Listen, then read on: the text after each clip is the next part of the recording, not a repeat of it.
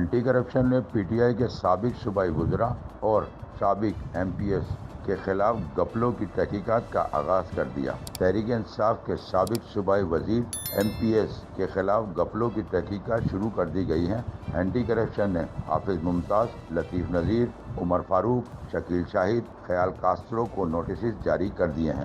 احتساب عدالتوں سے نیب کو واپس کیے گئے کیسز بند نہیں ہوں گے۔ حافظ ممتاز پر public health engineering, building department, highway division میں گھپلوں کا الزام ہے، جبکہ خیال کاسترو پر ہوم اکنامکس کالج کی تعمیر، ریونیو کرکٹ گراؤنڈ کی تعمیر میں گھپلے کا الزام ہے۔ مزید ویڈیوز دیکھنے کے لیے ہماری ویڈیو کو لائک کریں، سبسکرائب کریں اور بیل آئیکن کو ضرور کلک کریں تاکہ آنے والی ویڈیو آپ تک بآسانی پہنچ سکے۔